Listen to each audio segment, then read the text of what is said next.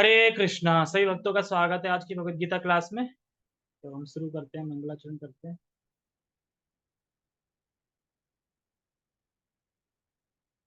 ओम अज्ञानतिमिरान्धस्य ज्ञानञ्जनशलाकया चक्षुरुन्मीलितं येन तस्मै श्रीगुरुवे नमः। श्रीचैतन्यमनोभीष्टं स्थापितं येन भूतले स्वयं रूपः कदा मह्यं ददाति स्वपदान्तिकम्। वन्देऽहं श्रीगुरो श्रीयुतापदकमलं श्रीगुरून् वैष्णवांश श्रीरूपं साग्रजातं सहगण रघुनाथान्वितं तं सजीवं साद्वैतं सावधूतं परिजन सहितं कृष्ण चैतन्य देवं श्रीराधा कृष्ण पादान् सहगण ललिता श्री विशाखाद्विशांच।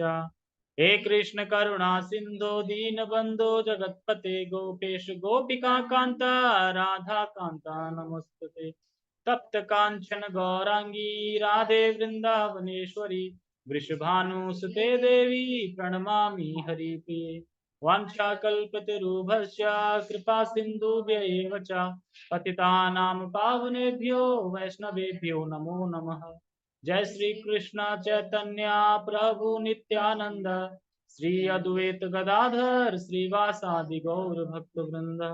हरे कृष्णा कृष्णा कृष्णा हरे हरे, हरे राम राम राम हरे हरे। रामाय रामभद्राय रामचंद्राय वेदसे रघुनाथाय नाथाय सीताया पते नमः। नमो विष्णुपादाय कृष्णपृष्ठाय भूतले श्रीमते भक्तिवेदांता स्वामिनि इति नामिने। नमस्ते सारस्वते देवे गौरवाणी प्रचारिणे निर्विशेष शून्यवादी पाश्चात्य देशतारिणे। हरे कृष्णा। तो हम शुरू करते हैं। आज नया श्लोक है, मतलब जो थीम है वो चेंज हो रही है। तो क्या थीम है? भगवद गीता थारूप अध्याय 15 श्लोक क्रमांक 12, 12, 13, 14, 15, 12, 13, 14, 15 यानी 4 श्लोक। 4 श्लोकों की थीम ये है कि यहाँ पे थीम चेंज हो रही है। जैसे पहले चर्चा हो रही थी कि जीव यहाँ पे इंद्र तृप्ति कर रहा है। एक अज्ञानी है, ज्ञानी है। जो ज्ञानी है वो सब कुछ देख रहा है, कैसे शरीर को धारण किया हुआ है, कैसे शरीर से भोग कर रहा है, आत्मा शरीर से अलग है, कैसे शरीर त्याग रहा है, कैसे जन्म ले रहा है, ये सब कुछ। और जो अज्ञानी है वो नहीं देख पा रहा है, वो अपने इंद्र तृप्ति में लगा है, भोग में लगा हुआ है। तो अब यहाँ पे थीम ये है कि इंद्र तृप्ति और भोग करने में क्या जीव स्वतंत्र है? इंद्र तृप्ति करने में लगा हुआ है जीव, तो क्या जीव इंद्र तृप्ति करने में स्वतंत्र है? स्वतंत्र है। क्यों? मैं चाहूं, मैं जो चाहूं खा सकता हूँ। खाते हैं। बाध्य तो उसको बोलते हैं कि मजबूरी में करना पड़ता, बाध्य हो। मैं ये पूछ रहा हूँ, भोग जो कर रहा है तो भोग करना स्वतंत्र है क्या वो अपने आप में?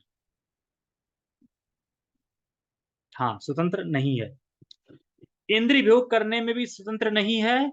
उसकी व्यवस्था कौन कर रहा है? उसकी व्यवस्था भी भगवान कर रहे हैं। यही आज के श्लोक में बताएंगे। समझे? ये थीम चलेगी। तो ये ध्यान रखनी है कि जो कोई भी हम कर्म कर रहे हैं, जो कोई भी कर्म करके फिर भोग कर रहे हैं, उस भोग की व्यवस्था भी भगवान ही कर रहे हैं। उस भोग की प्रेरणा देने वाले भी भगवान ही है। अब सोच के देखो फिर हम क्या हैं। सब कुछ भगवान ही करा रहे हैं। लेकिन इसका मतलब उल्टा नहीं ले लेना, सब कुछ भगवान कर रहे हैं तो मर्डर भी भगवान कर रहे हैं। वो फ्री विल है ना, फ्री विल इच्छा। और शास्त्र में भगवान ने दे रखा है कि ये गलत है, ये सही है। दोनों चीज भगवान ही करा रहे हैं। भगवान बता भी तो रहे हैं ये गलत है, ये सही है। तो और इंद्र तृप्ति, हाँ देखो, भोग की व्यवस्था भी भगवान ही कर रहे हैं और मुक्ति की व्यवस्था भी भगवान ही कर रहे हैं। ऐसा नहीं मुक्ति व्यवस्था कोई और कर रहा है। जो मुक्त होना चाहता है इस जगत में, उसकी व्यवस्था भी भगवान कर रहे हैं। और जो इस जगत में भोग करना चाह रहा है, उसकी व्यवस्था भी भगवान ही कर रहे हैं। तो यही व्याख्या इस श्लोक में होगी। इस श्लोक की थीम समझ गए? इस श्लोक में क्या बताया जाए? अब इस श्लोक में यह समझना है कि भगवान कैसे भोग उपस्थित करा रहे हैं, कैसे करा रहे हैं भोग, किस तरीके से करा रहे हैं भोग, क्या करके। तो पूरा एग्जाम्पल है सूर्य के ऊपर। सूर्य के जरिए करा रहे हैं, सूर्य ही करा रहा है सारे कर्म। ये भी पढ़ेंगे तब आएगा, तब रुचिकर लगेगा। ठीक है, हम पहले श्लोक का उच्चारण करते हैं। यद आदित्य गतम तेजो जगद जगद भास्यते अखिलम यच्चंद्रामसि यच्चाग्नो तत्तेजो विद्धि मामकम्। यद आदित्य गतम तेजो जगद भास्यते अखिलम यच्चंद्रामसि यच्ज्ञानो तत्तेजो विद्धि मामकम्। यद आदित्य गतम तेजो, जो आदित्यगत तेज है, यानी सूर्य के अंदर तेज है। जगत भास्यते अखिलम, जिससे पूरा जगत उद्भासित होता है, यानी पूरा जगत प्रकाशित होता है। किससे प्रकाशित होता है? सूर्य से। जो आदित्य गत तेज है, जो सूर्य के अंदर जो तेज है, जिससे पूरे जगत उद्भासित होता है, यानी प्रकाशित होता है।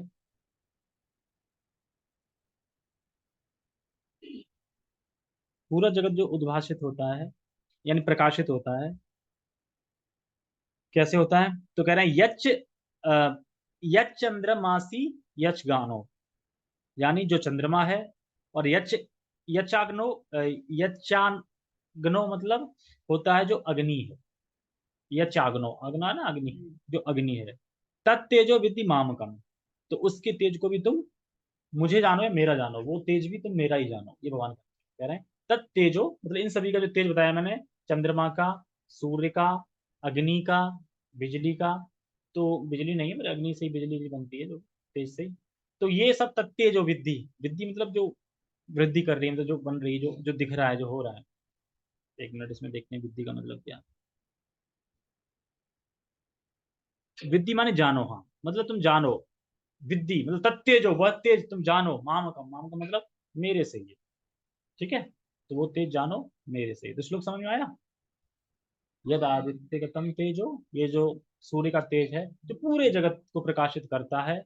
और चंद्रमासी, और यच अग्नो, अग्नि, और तत्तेजो, इन सब का तेज जो है, विद्धि मतलब मानो, मामकम मेरे से याद। अब हमें इसमें ये समझना है कि इस जगत को बनाने का क्या उद्देश्य है।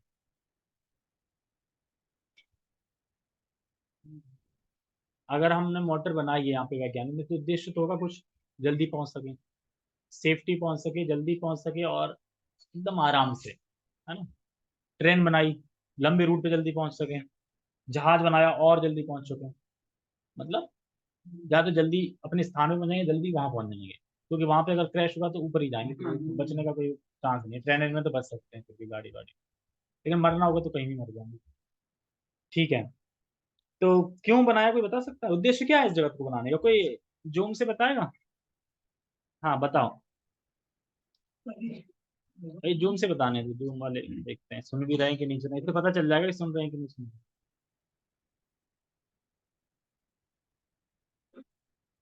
अरे भाई, अनम्यूट करके बताओ कि जगत का उद्देश्य क्या है, जगत क्यों बनाया गया है।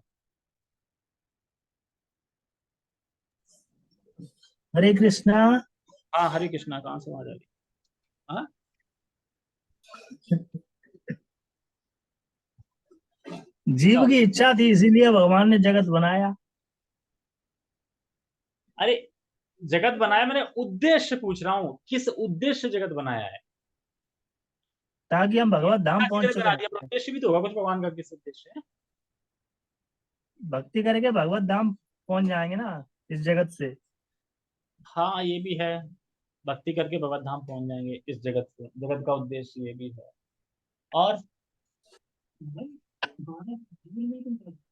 मानव जीवन, तो इस जगत में तो पशु पक्षी भी, हाँ, मानव जीवन पाके ही भगवत धाम। तो और कोई बताएगा? हाँ, समझ में नहीं आता? टेंशन होगी कल की। अच्छा, अनम्यूट कर लो। हाँ, नहीं समझ में आ रहा, तुम बताओ।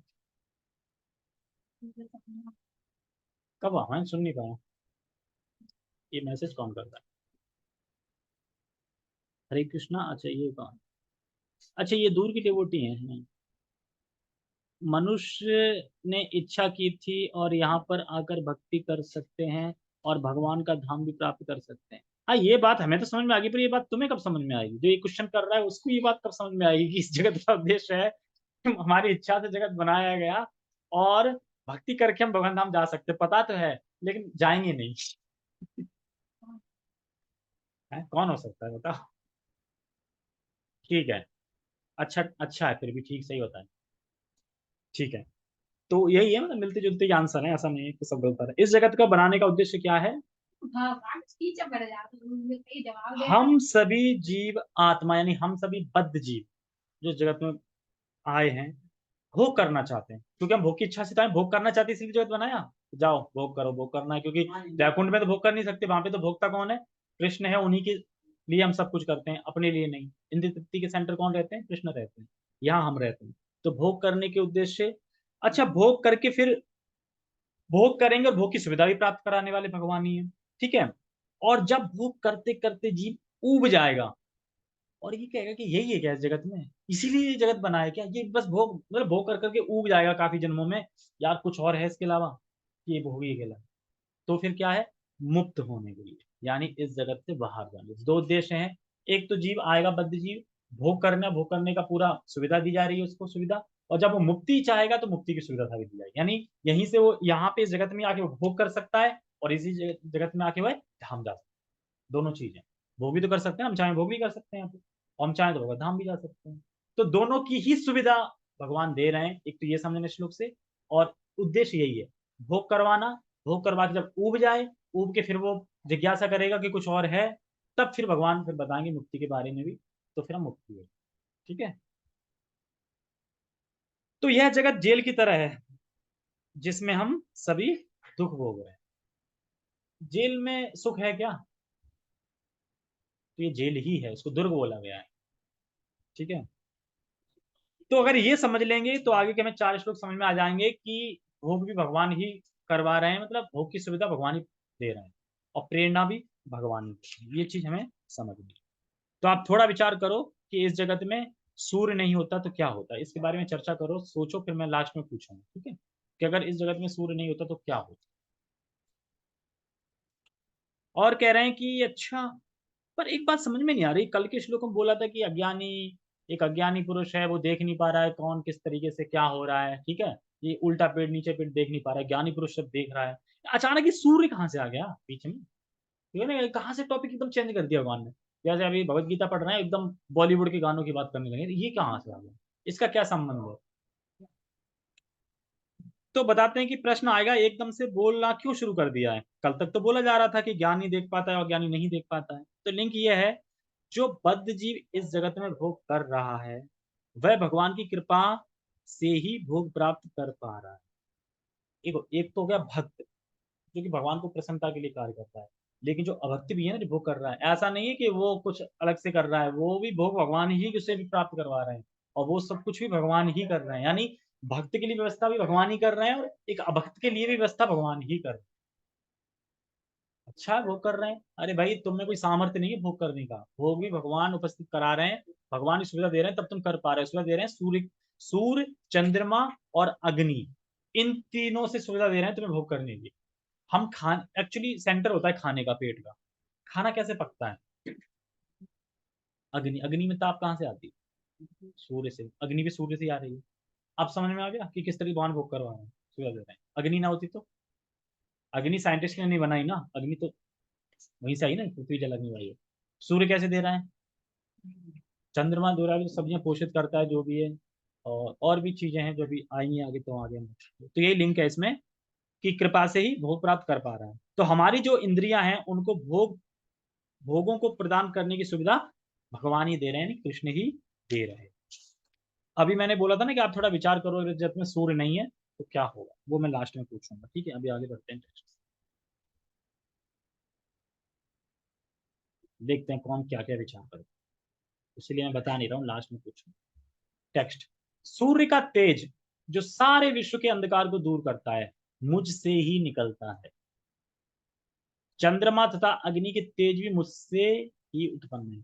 अब कोई ये नया बुद्धिमान जो अश्रद्धालु होगा वो कहेगा फेंक रहे हैं यार, सूर्य का तेज भगवान से निकल रहा है, क्या है, अतिशोक्ति है, तो बड़ा चढ़ा के बता रहे हैं, ऐसा थोड़ी। तो कैसे समझे इसको? देखो, जब कोई अश्रद्धालु व्यक्ति कहेगा कि ये बड़ा चढ़ा के बता रहे हैं, ऐसा कुछ नहीं है, सूर्य वहां से आ रहा है, भगवान से आ रहा है, चंद्रमा, अग्नि, अग्नि जो हम रोटी बना रहे हैं, अग्नि जल रही है, भगवान से आ रही है, अरे, ऐसा अगर कोई बोले, तो भक्त क्या होता है कि भक्त अपने पूर्ववर्ती आचार्य और जो शास्त्रों में दिया है उसको पढ़ के उस पर श्रद्धा करके उस पर विश्वास कर लेता है, उसी को लेकर चलता है। लेकिन जो श्रद्धालु है, मान नहीं रहा है, वो भी किसी ना किसी पे श्रद्धा कर रहा है, वो कर रहा है साइंटिस्ट पे, साइंटिस्ट ने बता दिया अरे ये सब तो बम फूट के बना है, ऐसे बना है, ये थोड़ी होता है कि सूर्य भगवान से आया है, ऐसा कुछ नहीं है, सूर्य तो उसमें कुछ पता नहीं क्या क्या फ्यूजन हुआ, फ्यूजन से वो रोशनी आई, रोशनी से ऐसे रोशनी आ रही है, मतलब ये सब बताते हैं क्या। तो वो वहां भी विश्वास कर रहा है ना, तभी तो कर रहा है ये भगवान से नहीं आया, बड़ा चढ़ा के बता दिया। तो दोनों परिस्थिति में ही श्रद्धा तो रखनी पड़ेगी, तभी समझ में आ पाएंगे कुछ। वो रख रहा है वैज्ञानिक पे, इसलिए डटा है, हम रख रहे हैं शास्त्र पे, है ना। तो इसीलिए बता रहे हैं यहाँ पे कि जबकि दोनों परिस्थिति में दोनों भरोसा ही कर रहे हैं, वो भी भरोसा कर रहा है किसी पे, हम भी भरोसा। तो हमें इस ज्ञान को कि ये सारा जगत, ये सारा ज्ञान, ये सारा जगत एक व्यक्ति से आया है, अगर हमें ये मानना है और ये आ रहा है, तो इसके लिए हमें श्रद्धा की छलांग लगानी पड़ेगी भगवत गीता से। यानी भगवत गीता के द्वारा हमें श्रद्धा होनी चाहिए कि हाँ, ये सब एक व्यक्ति से आया है, कृष्ण से आया है, पूरा जगत, सूर्य वूर्य सब कुछ ये कृष्ण से है। तो इससे क्या होगा, फिर हमारी श्रद्धा बढ़ेगी और हम उस पर श्रद्धा पे बने रहेंगे। अब भगवान बता रहे हैं कि यहाँ सूर्य और चंद्रमा की जरूरत नहीं है, कहाँ पे, वैकुंठ लोक, बताया था ना पिछले श्लोक में, ना तद भाग सूर्य, तो वहां पे सूर्य की जरूरत नहीं है, लेकिन पर यहाँ तो होती है। ऐसा नहीं है कि इस जगत में मनुष्यों ने ही व्यवस्था कर ली है सूर्य चंद्रमा की, नहीं, भगवान कह रहा है वो सूर्य चंद्रमा भी मेरे से ही आ रहा है, वहां पे भी मेरे से आ रहा है, यहाँ पे है नहीं, यहाँ पे है पर वो कार्य नहीं करता, वो तो मेरा, वो तो स्वयं प्रकाशित है, लेकिन ये मेरे से ही आता है। और अग्नि का तेज, ये भी कृष्ण से ही आ रहा है, मेरे से। अगर सूर्य ना हो तो फिर अग्नि भी नहीं होगी, सब कुछ इससे बन रहा है। इसमें रहस्य क्या है? रहस्य ये है कि पूरा ब्रह्मांड मेरे इच्छा के अनुसार अलाइन कर जाता है। अगर मैं भोग चाहता हूं तो भगवान भोग की अधिक अधिक भोग प्राप्त होते चले जाएंगे। तुम भोग करना चाहते हो ना, तो अधिक अधिक भोग प्राप्त होते चले जाएंगे, होते चलेंगे, एक के बाद एक भोग आते रहेंगे, क्योंकि तुम भोग चाहते हो। और अगर तुम इस जगत से मुक्त होना चाहते हो तो एक के बाद मुक्ति के लिए सहायता करने के लोग मिलते जाएंगे, ऐसा करते हैं।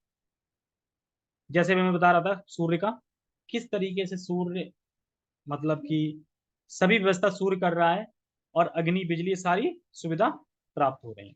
तो सूर्य के उगने से व्यक्ति का आलस खत्म होता है, ये समझे। सूर्य के उगने से, मान लो सूर्य उगे ही ना, तो कोई करेगा काम, जॉब वॉब पर जाएगा कोई जॉब पर, या फिर कुछ भी नहीं, आलस और रहेगा। क्योंकि रात में हमें क्या आता है, थकान आ जाती है, रात में आलस, जैसे सूर्य जैसे ही डूबा, थकान, आलस, तमोगुणी शुरू हो जाता है ना। और सूर्य जैसे ही उगा तो क्या होता है, काम करना है, काम करना है, यहाँ जाना है, ये काम करना है, सारे लिस्ट काम नहीं आते, आज हमें बिजली बिल भरना है, आज ये करना है, आज वहां करना है, आज यहाँ पे बनाना है, ये सब काम कब आते हैं, जब धूप निकल जाती है, मतलब जैसे ही सूर्य उगा सब स्टार्ट। और जब सूर्य नहीं उगा तब तक हम ढंग से, मतलब भगवान का ध्यान कर सकते हैं, क्योंकि सतोगुण का टाइम चल रहा है। तो यानी सूर्य उगने से सब कुछ हो रहा है, सूर्य उग रहा है तो प्रेरणा मिल रही है। उगा ही ना सूर्य तो, देखा ना कभी कभी बारिश होती है, सूर्य पूरे दिन उगा ही नहीं, तो कैसा लगता है, जैसे अजीब सा नहीं लगता है। और सूर्य जब फटाफट एकदम हो जाए तो कितना सही लगने लगता है, अब चलते हैं। तो सूर्य उगने से, तो इसी तरह बता रहे हैं यहाँ पे कि सूर्य के उगने से व्यक्ति का आलस खत्म हो जाता है। तो सूर्य जब है नहीं तो सतोगुण का टाइम होता है, ब्रह्म मुहूर्त का। और सूर्य जब उदय हो गया तो रजोगुण का टाइम होता है, और सूर्य अस्त हो जाता है तो फिर सब ये नशे, थकान, पार्टी शार्टी, ये सब डिस्को विस्को, ये सब रात को ही आते हैं। और ब्रह्म मुहूर्त में भगवान का नाम लेना अच्छा लगता है, और दिन में तो फिर कार्यभार ये सब रहता है, सब रजोगुण रहता है। और चंद्रमा क्या करता है, चंद्रमा जो है वो औषधियां, सब्जी में रस चंद्र से ही आता है। आजकल हो सकता है कि सब्जी में रस इंजेक्शन से आ रहा है, लेकिन वैसे चंद्रमा से ही रस आता है, और वो सब्जी खाओगे तो पोषण होगी। लेकिन आजकल की सब्जी में रस कहाँ से आ रहा है, वो सुई से डाला है। अब वो सब तो भगवान से रहा है, लेकिन वही है कि फिर वो सही से अपना प्रभाव नहीं दिखाती।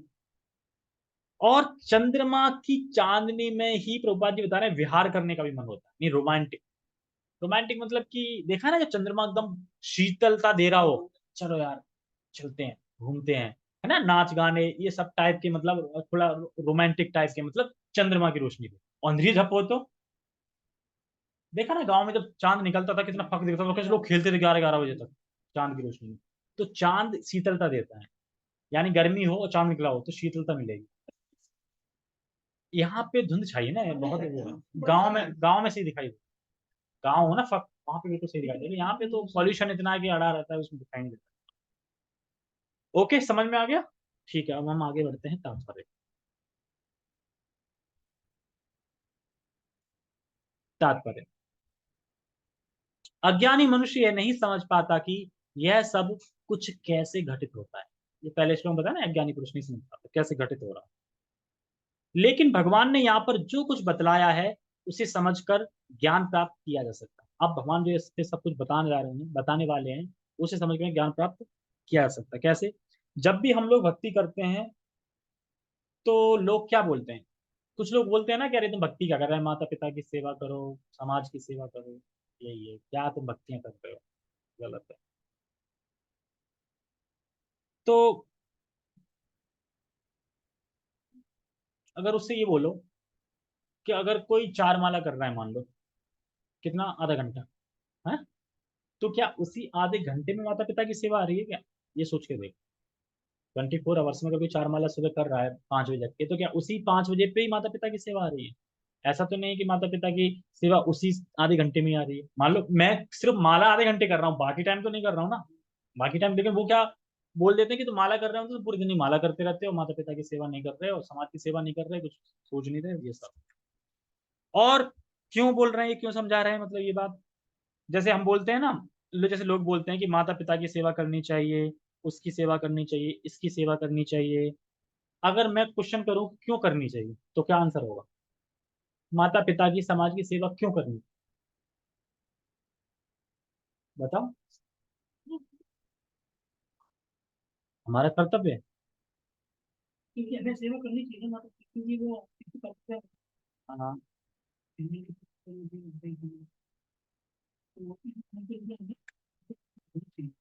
अब वो तो ठीक है, हमारा कर्तव्य है भाई, कितने क्यों कर्तव्य है? यानी उपकार किया है, कहने मतलब ये है उन्होंने हम पे उपकार किया है। आ, उपकार समझते हैं, जैसे कि हम ना समझ थे, सब कुछ व्यवस्था दी, सब कुछ दे, उपकार किया ना, मतलब जैसे कि मान लो भूखे को कोई रोटी दे देगा ना, तुमने बड़ा मुझसे उपकार किया, खाना दे करते ना, तो वैसे ही उपकार किया है, तो इसलिए लोग बोलते हैं कि सेवा करनी चाहिए। अब इस श्लोक में क्या बता रहे हैं भगवान, सारा कुछ कौन प्राप्त करवा रहा है, और हम किस पे भोग करने के लिए भी किस पे आश्रित हैं, भगवान पे। तो फिर हम भगवान की सेवा कितनी करनी चाहिए, करनी चाहिए, आ गई ना बात। यानी माता पिता ने हम पे उपकार किया तो हमें माता पिता की सेवा करनी चाहिए, लेकिन जो सबका, सबके ऊपर उपकार कर रहा है, और पानी पीने के लिए भी हम उसी पे आश्रित हैं, भोग करने के लिए हम उसी पे आश्रित हैं, भगवान भी तो आश्रित है ना, क्योंकि भगवान ने बोला ना सारा कुछ मैं सूर्य के जरिए सब कुछ मैं ही करवा रहा हूँ, यानी भोग प्राप्ति मैं करवा रहा हूँ, भोग की सुविधा भी मैं ही दे रहा हूँ। तो फिर भगवान का कितना वो करना चाहिए सेवा, भगवान तो ऑलरेडी सब कर रहे हैं। और हम जो हमारे जो माता पिता हैं उन पे भी उपकार कौन कर रहा है, कृष्ण। तो ऐसा नहीं है कि जो डिवोटी होता है वो माता पिता की सेवा नहीं करता, वो अच्छे से सेवा करता है, ठीक है। तो सेवा यही है कि भक्ति में लगाना, भगवान को बताना, बता देना कि मनुष्य जीवन क्या है, किस तरीके से। तो ये यहाँ पे बता रहे हैं कि लेकिन जो व्यक्ति हर क्षण, जिसके ऊपर हमारा अस्तित्व आश्रित है, हर क्षण हम भगवान पे ही आश्रित है, हर क्षण। मान लो कि हवा किसने बनाई, माता पिता ने तो नहीं बनाई, तो हम हवा पे आश्रित हैं कि नहीं, वायु मतलब सांस ले, तो ये हवा कौन दे रहा है, सूर्य कौन, सूर्य की रोशनी कौन दे रहा है? अब सूर्य की रोशनी क्या कभी बिजली का बिल भेजा है, मतलब सूर्य का बिल भेजा है कि इतने इतने तुम जन्मों से है ये दे दो, तब अरे हम नहीं दे पाएंगे, हम तो ये कहाँ दे पाएंगे, नहीं दे पाएंगे, भगवान जानते हैं दे ही नहीं पाएगा तो कुछ छोड़ो। तो ये सब चीजें हैं, ठीक है। कहाँ पे थे हम? हम्म। प्रत्येक व्यक्ति सूर्य, चंद्रमा, अग्नि तथा बिजली देखता है, देखता है ना। उसे यह समझने का प्रयास करना चाहिए कि चाहे सूर्य का तेज हो, या चंद्रमा, या अग्नि अथवा बिजली का तेज, ये सब भगवान से ही उद्भूत है। समझ रहा है ना, सब भगवान से है। कृष्ण भावनामृत का प्रारंभ इस भौतिक जगत में बद्ध जीव को उन्नति करने के लिए काफी अवसर प्रदान करता है। जीव मूलतः परमेश्वर के अंश हैं, और भगवान यहाँ पर इंगित कर रहे हैं कि जीव किस प्रकार भगवत धाम को प्राप्त कर सकते हैं। देखो यहाँ पे पूरे में क्या बता रहे हैं, समझो। यह समझते हुए कि सारी चीजें भगवान की कृपा से ही आ रही हैं। अगर कोई व्यक्ति ये समझ रहा है कि सारी चीजें भगवान की कृपा से ही आ रही हैं, भगवान से ही आ रही हैं, तो व्यक्ति के हृदय में कृतज्ञता आएगी कि मैं भी कुछ करूं भगवान के लिए। मान तो पता चल जाए कि यार ये व्यक्ति यही यही व्यक्ति हमें खिला रहा था इतनी जमीनों से, कृतज्ञता नहीं रहेगी, अरे मैं इसके लिए कुछ कर सकता हूँ, सेवा नहीं आएगी कृतज्ञता, जो खिला रहा है। अब उसे पता चल गया कि कृष्ण ही सब कुछ दे रहे हैं, कृष्ण खिला, तो कृतज्ञता आ जाएगी कृष्ण के लिए कि मैं कृष्ण को कैसे सुखी कर सकता हूँ, कैसे क्या कर सकता हूँ। तो यानी वो भक्ति के पद पे बढ़ेगा, है ना, जो ऐसा जो समझेगा ऐसा। तो वह सोचता है कि मैं कृष्ण की सेवा कैसे कर सकता हूँ, इतनी चीजें देख रहा हूँ, सूर्य अग्नि चंद्र सब कुछ कृष्ण से आ रही है, वो देख लिया उसने, कैसे कर सकता हूँ। तो बुद्धिमान व्यक्ति फिर क्या कृतज्ञ होता है भगवान के लिए, यानी भगवान को फिर सेवा करना चाहता है, भगवान के लिए कुछ करना चाहता है। इस श्लोक से हम यह समझ सकते हैं कि सूर्य संपूर्ण सौर मंडल को प्रकाशित कर रहा है। ब्रह्मांड अनेक हैं और सौर मंडल भी अनेक। अब ये चीज साइंटिस्ट नहीं समझ पा रहे, वो अभी भी ढूंढ रहे हैं कितने ब्रह्मांड है, कितने, यहाँ नहीं पढ़ रहे हैं कि यहाँ पढ़ लें, अनेक ब्रह्मांड, और हर ब्रह्मांड में एक सूर्य है और अनेक सौर मंडल है। पता चल गया लोग, केस सॉल्व। लेकिन वो अभी भी ढूंढ रहे हैं कितने, वो नहीं मान रहे। तो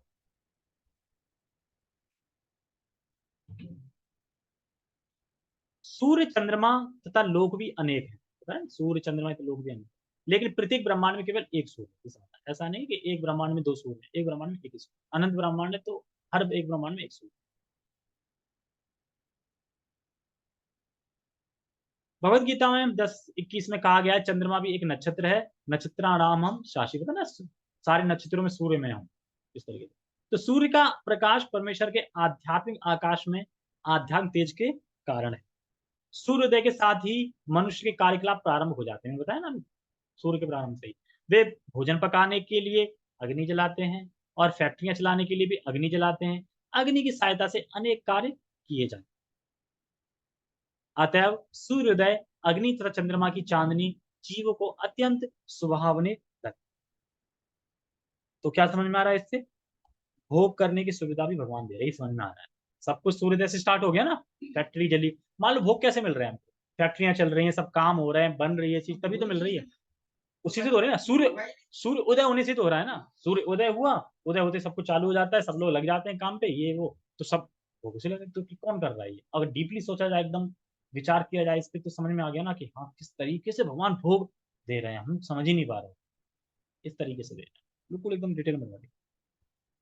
तो भोग करने की सुविधा भी भगवान दे रहे हैं और मुक्ति के लिए भी प्रयास प्रयास रहित है, उनको भी यही सुविधा मिल रही है। जो जो मुक्ति के लिए मतलब प्रयास कर रहे हैं, उनको भी भगवान ही दे रहे हैं सब कुछ। वो भी तो कर रहा है, देखो एक मटेरियल देखो, मटेरियल वाले बता दिया रूपा जी, सूर्योदय हुआ, फैक्ट्री में अग्नि स्टार्ट हो जाती है, फैक्ट्री में लाइट वगैरह आ जाती है, लोग लग जाते हैं काम पे, फिर पैसा आता है, फिर भोग करते हैं सब।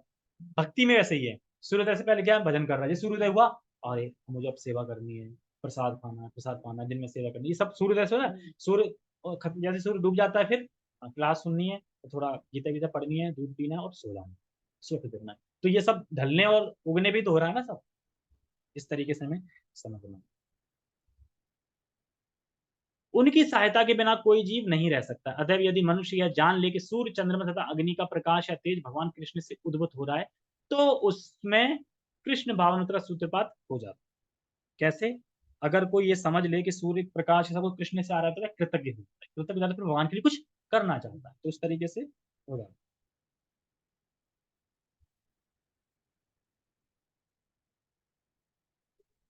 चंद्रमा के प्रकाश से सारी वनस्पतियां पोषित होती हैं। चंद्रमा का प्रकाश इतना आनंदप्रद है कि लोग सरलता से समझ सकते हैं कि वे भगवान कृष्ण की कृपा से ही जी रहे हैं।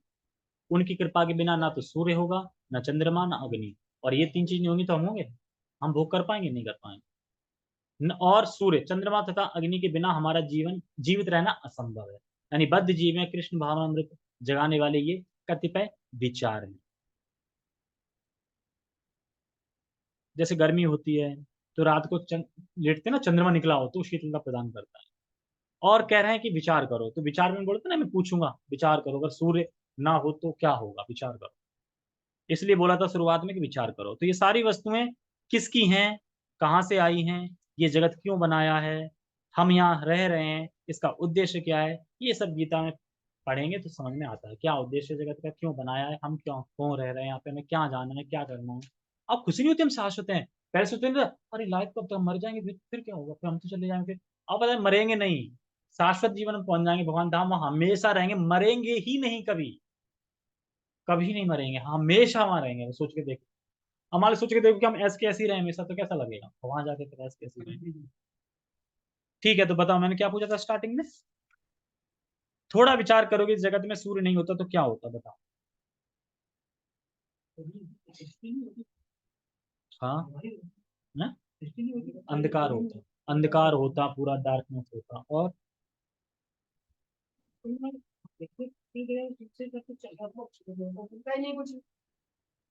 हाँ यही है कि अगर सूर्य नहीं होता तो अज्ञान अंधकार ये तो होता ही होता, क्योंकि ज्ञान क्यों आता है, सूर्य से आता है। सूर्य, सब चीजें एक्चुअली पूरा इसमें बताया गया है, टीका में पढ़ा था मैंने, कि सूर्य ही सभी कर्मों को करवा रहा है। सूर्य, सूर्य ही आयु हर रहा है कि नहीं, सूर्य जो चल रहा है, आ रहा है, चल रहा है, उसी तो अपनी आयु क्षण क्षण बीत रही है। अगर सूर्य इस जगत में नहीं होगा तो क्या होगा, कह रहा है, रोटी दाल चावल भी नहीं होगी। रोटी गर्म कैसे करेंगे, सेकेंगे कैसे। अभी हम जब खाना खाते हैं, प्रसाद प्रसाद खाते हैं, तो गरम गरम, जब गरम गरम सब्जी चावल मिलता है तो कितना खुश होता है, गरम गरम। अब वो गर्माहट में जो ताप आ रहा है, तेज आ रहा है, वो कहाँ से आ रहा है? सूर्य से आ रहा है, कृष्ण सूर्य पकेगा ही।